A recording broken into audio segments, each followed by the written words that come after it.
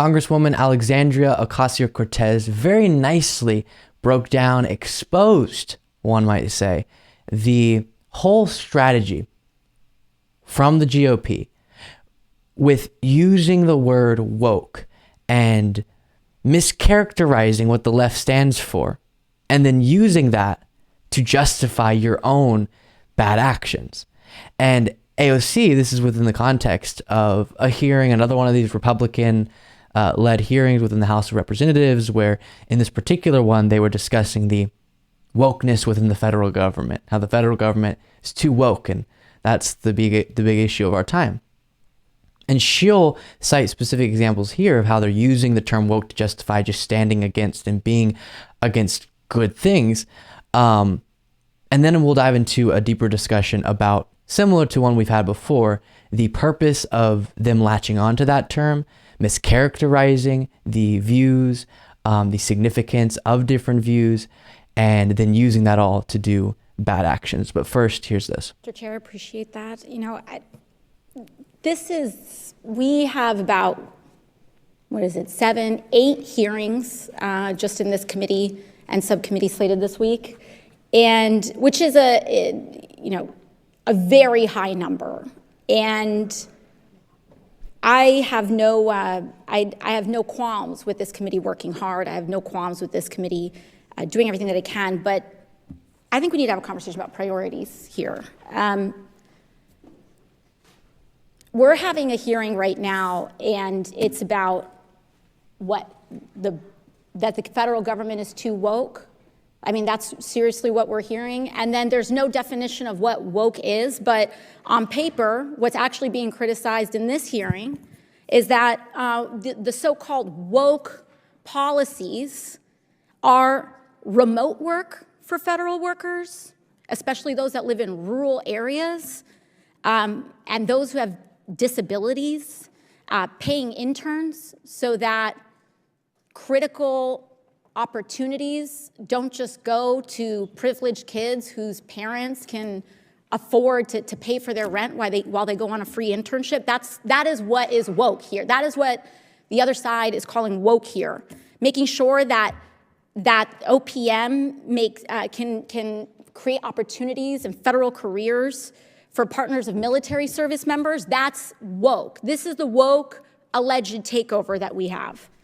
That we want wildland firefighters who are putting their lives at risk, increasingly so year after year, that we want to make sure that they stay on the job and have dignified conditions and not leave because they can earn more money as a greeter at Walmart. This is what this whole term woke means.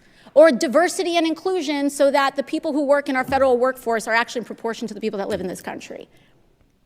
This is this horrifying woke agenda that the other side is trying so hard to block. But absolutely right. And it really is, unfortunately, working more effectively than you would expect. Because what the Republican Party, again, as we've discussed in the past, has done is mischaracterize through either using these rando examples of, let's say, a social media video of someone saying, I'm a liberal and I believe something funky, and saying that's the left, or, and I'll speak more to that in a little bit, or completely lying about what the left stands for. So an example, the one I've been going to because it's just so absurd, Don Jr. saying the left wants to transition your 3-year-olds, or the constant attack of the left is a bunch of groomers. They want to groom your children. So then you define the left as being woke. What does woke mean? Well, it doesn't have a definition, but people think it means wanting to groom children. So then you take that, and now this word holds a lot of power among the populations that think it means that, and think a lot of people are that. And you can then apply that in so many situations that have nothing to do with all of these either hypothetical stories you're telling or lies you're telling or whatever it might be, and are just blocking good actions, are just blocking things that would be beneficial to people. And before we continue this discussion, you might remember we went over this previously, Democratic Senator Sheldon Whitehouse coming up with a nice phrase for this whole strategy. Problem is, you can say woke for a while, but then people will notice that they no longer have disability benefits, or that they can't afford their prescription drugs, or that huge corporations are paying nothing in taxes. The woke screen is a smoke screen, and people need to see through it. Say that again, Sheldon? The woke screen is a smoke screen, and Americans need to see through it. Absolutely. So if you don't have popular policy, what do you have to have? Popular politics. And of course, still the Republican Party has lost the last 7 out of 8 popular votes with the presidential elections, but their politics, their branding, their message is popular enough to keep them in power in significant ways, to get them in power in significant ways. And the way right now that they're doing that largely is this term woke, or at least the spirit of this term woke. And it is holding enough weight within the minds of many individuals that it allows the Republican Party to justify standing in the way and standing against policies by the Biden administration, by Democrats, like lowering prescription drug costs, capping the cost of insulin, expanding health insurance to more individuals, investing in a response to climate change, and investing in infrastructure, and on it goes. And they can say, oh, the Biden agenda is woke, so we stand against it. Now, they won't say specifically investing in infrastructure is woke. That would sound rather silly, but they use wokeness, or this horrible party of groomers narrative, to justify standing against almost all, if not all, of these significant and impactful actions that could improve the lives not just of many Americans, but of the very constituents that these Republican politicians are supposed to serve. And the Democratic Party, as you guys know, is far from perfect. Many individuals play games as well, and all of that, yes.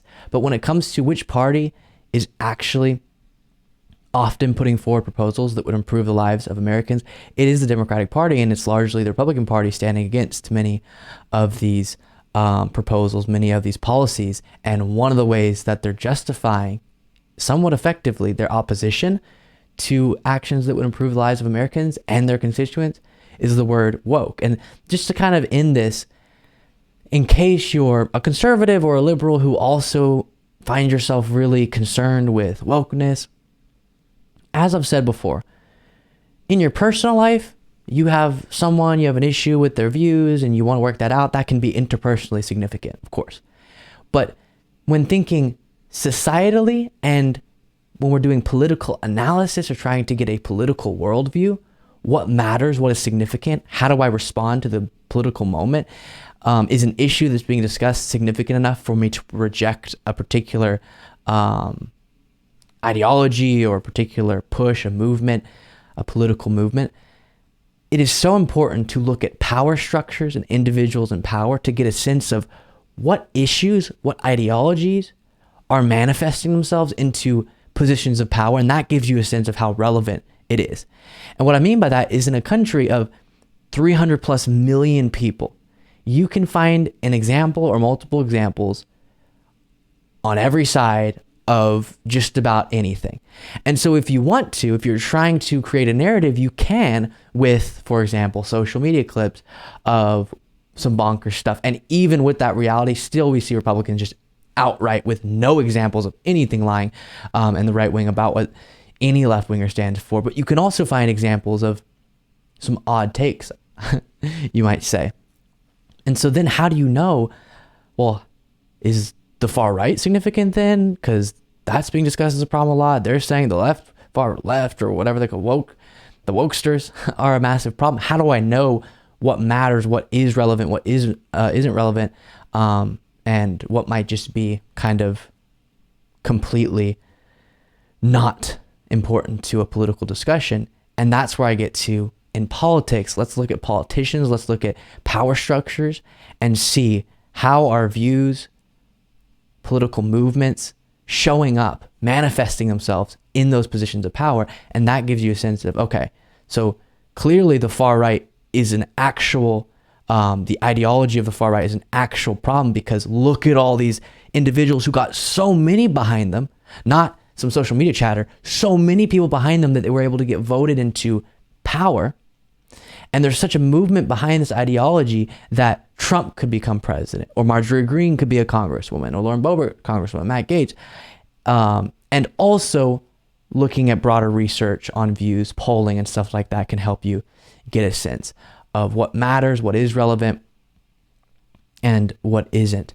And so for many, it is the little clips out of context or even in context of some person who identifies as a liberal saying something bonkers, or just a complete lie. The left, wants to go groom your children. That creates this definition of woke in the minds of a lot of people that then is used to justify blocking actions that would help those same individuals. It is really sad.